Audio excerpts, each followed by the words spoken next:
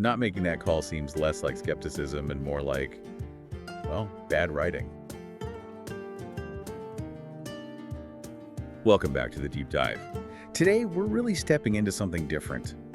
Stephanie Garber's adult fantasy debut, Alchemy of Secrets. Yeah, it's a shift. We're moving away from her usual YA settings, but definitely keeping that core of magic.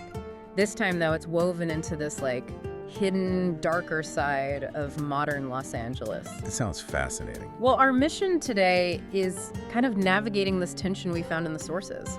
On one hand, you've got universal praise for the book's atmosphere, the glamour, this really unique concept. Okay. But then almost immediately, you hit these critical responses pointing out some, pretty massive structural issues. It seems like a story that nails the vibe, but maybe struggles with the actual plot logic. Right, the execution. So the hook itself sounds brilliant. We're following Holland St. She's a graduate student, right? Yep, and totally obsessed with LA folklore. She's in this specific class, Folklore 517, local legends and urban myths. But she's not there to, celebrate the myths. No, exactly. She's writing her dissertation, aiming to disprove them. She's a skeptic. Okay, that's a great starting point. And that academic angle is really key to the book's initial promise. I mean, Garber's known for Caraval, Once Upon a Broken Heart, big YA hits. This is her adult debut, confirmed as a series now. But still with her signature style. Seems like it. Sources mention she brings that whimsical and mysterious energy, that glamour, but into this adult contemporary fantasy world. It's LA, but, with magic hidden just under the surface. So you have to picture an LA filled with these very specific hidden myths and dangers. Yeah. Like a magical hotel you can only find if you have the key already. Exactly. And the big one, the Watchman. This figure who can apparently tell you the exact date and time you're gonna die. Whoa. And that's where Holland's whole academic, skeptical world just slams right into reality. It happens fast. So what's the inciting incident? Well, Holland actually tracks down this Watchman, and he gives her this absolutely terrifying prophecy. Oh, wow. He tells her she has until midnight tomorrow, Halloween, of course, to live, unless she finds this ancient relic called the Alchemical Heart. Okay, let's unpack this. Her entire academic goal, debunking myths, just gets thrown out the window. Now it's a desperate, 24-hour race against death? Pretty much. The tension of that ticking clock is huge. And the alchemical heart itself, the thing she needs to find, it can grant almost any wish. So the stakes are incredibly high. Right. Life or death plus ultimate power. But high stakes usually need smart choices. Is that where things get tricky? That seems to be where the sources say the execution starts to wobble a bit. Holland gets pulled into this classic quest structure, right? But it's all about trust and betrayal focused on two guys. Two guys? Yeah, two very attractive guys, the sources emphasize, who both show up claiming they want to help her find the heart. Okay, let me guess. One is maybe not so helpful. Well, first there's Adam. He's the new professor, her advisor, actually. He suddenly replaced her old mentor who vanished. Convenient. Right? And Adam initially tells Holland her folklore research is weird and basically says she should drop the whole dissertation topic. Okay. And the other guy? That's Gabe, total stranger. He just appears and claims Holland's missing twin sister sent him to protect her. Wait, twin sister. And she's missing too. Okay, this is getting complicated. It is, and you've hit on the core issue flagged in the reviews. This is a grad student, supposedly smart, analytical. Facing imminent death. Exactly. And her big choice, figuring out who to trust between these two complete strangers, seems to come down to... Well, the sources say she's swayed, mainly because they're both very attractive. Seriously, that's the reasoning, not investigating their claims. That's the major critique. Holland is described as smart, but then repeatedly called a moron in reviews because she's so easily led.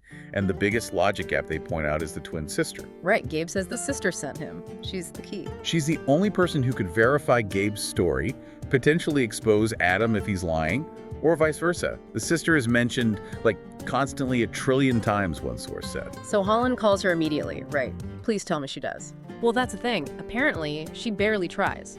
Makes one attempt with a casual text message. A text message for the sister who might hold the key to her survival. Yeah. So the sister, who is the linchpin for the entire trust issue, ends up serving, and I quote, absolutely no purpose beyond introducing Gabe. Wow.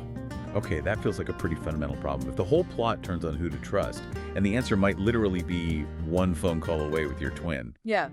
Not making that call seems less like skepticism and more like, well, bad writing. It definitely undermines the stakes, according to the reviews, and it makes you question Holland's supposed intelligence right when you need to believe in her ability to navigate this magical, dangerous world. Yeah, that internal logic failure seems really significant. And does that connect to other issues, like the pacing? You mentioned structural problems. Absolutely. The pacing comes up a lot. The book is apparently quite short, around 330 pages. Which isn't very long for an adult fantasy, especially starting a series. Right. And multiple sources complained it felt rushed, saying it needed to be about 200 pages longer. Whoa, that's a big difference. It suggests that cramming this high-concept plot, the ticking clock, the betrayals, into that short space caused problems.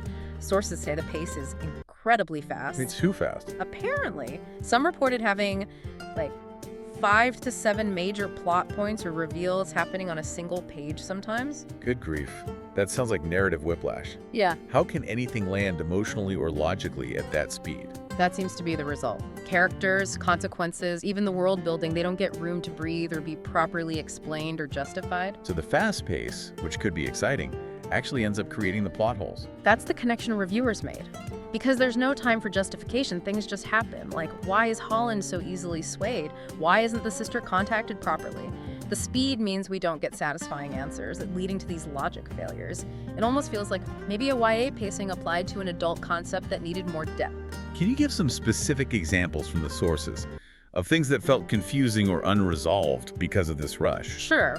There's an ex-boyfriend character. He finds the Watchman with Holland, gets told he'll die in an hour. Good. Then he calls Holland for help, but reveals he was actually sent by some organization to get close to her to find the heart. And then, that organization is just never explained or mentioned again. Huh. Just dropped. Seems like it. Then there's the original professor, Holland's mentor and friend, whose disappearance kicks things off. Yeah, what happened to her? Well, later, Holland just dismisses her, saying she was a jerk and they weren't even close, which contradicts the setup. And then the professor just reappears randomly as a manager at some kind of magical bank. Does she help Holland? Nope. Apparently offers no real help or information. Her reappearance felt pointless to the reviewers, just another loose end created by the rapid-fire plotting. It sounds like a lot of potentially interesting threads just unraveled, or were never woven in properly to begin with. Exactly. Which brings us to the ending and the major twist. Okay, the big reveal. Did it tie things together? Not really, according to the sources. It introduced a time loop structure, which is a cool concept, but apparently created even more inconsistencies. It didn't feel like a solid series opener or a satisfying standalone conclusion. A time loop? How does that work? The reveal is that Holland is actually reliving the same day Halloween over and over again. The day resets at midnight if she doesn't have the alchemical heart in her possession. Ah, okay. So who's causing the reset? Who's stopping her? It turns out to be Adam, the charming professor. Knew it. He's the one literally stabbing her in the back at the last second and stealing the heart, triggering the reset. Wow, okay, that's dramatic. And then there's also a devil figure introduced near the end. The reviewer speculated this character might be the only one actually aware of the loop, besides Adam maybe. Adds another layer. So the loop explains why she keeps failing, but you said it raised more questions. Yes, specifically around Adam's motivation, which loops back, no pun intended, to the core logic issues. Think about it. Adam needs Holland to find the alchemical heart so he can steal it at the end of the day. Right. His whole plan depends on her success. So he needs her investigating the folklore, believing the myths, chasing the clues. Absolutely.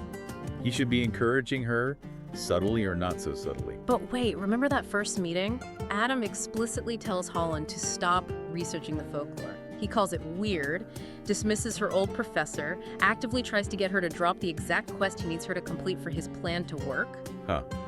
Here's where it gets really interesting. Adam's advice actively works against his own endgame. Why would he do that? That's the million-dollar question the reviews raised. It's a fundamental contradiction. It suggests maybe the author wanted Adam to seem mysterious or dismissive early on, but didn't connect that to his actual plot function later. His actions don't serve his own goals. It really feels like, as you said, the vibe and the plot twists were prioritized over making sure the character motivations actually tracked. That's the consensus from the sources.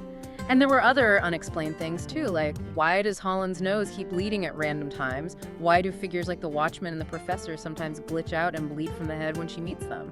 Just never explained. So, lots of cool ideas, maybe not fully baked. It seems that way.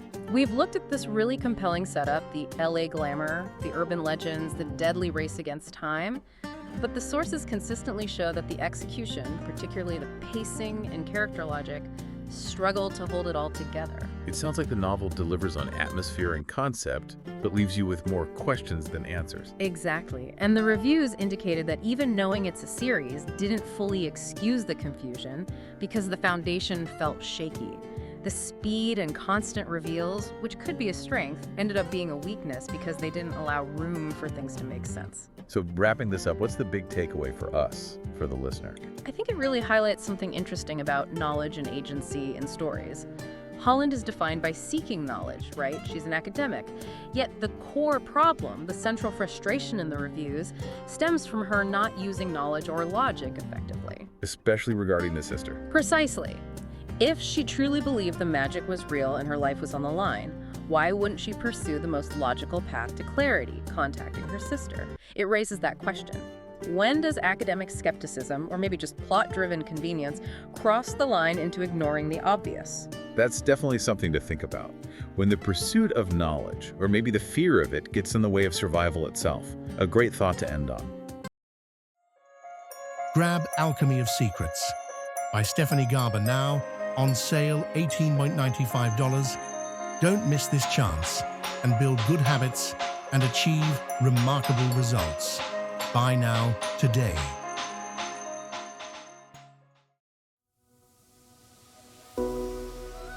Like and subscribe for more Bookhaven podcasts.